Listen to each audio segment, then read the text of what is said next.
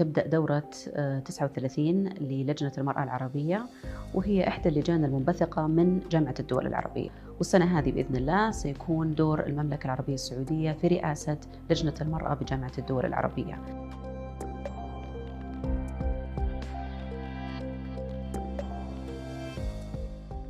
السنة هذه الموضوعات متشعبة وكثيرة، تغطي مجالات عدة، فيها مجالات اقتصادية، فيها مجالات مثلا صحية، وأيضا فيها مجالات لها علاقة باستراتيجيات إقليمية تتعلق بالمرأة. الحدث هذا مهم على الصعيد الوطني، ومهم أيضا على الصعيد الإقليمي. المملكة العربية السعودية في السنوات الأخيرة أصبح يشار لها كأكثر الدول إصلاحاً.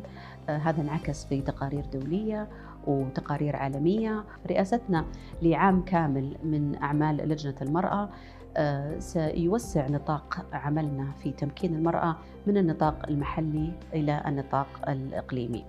أعتقد أن 2020 سنة مميزة للمرأة السعودية والمرأة العربية. أعتقد أن إحنا الآن وصلنا إلى مرحلة ولله الحمد أصبحنا نتحدث عن تجربة وقصة نجاح فيما يتعلق بتمكين المرأة.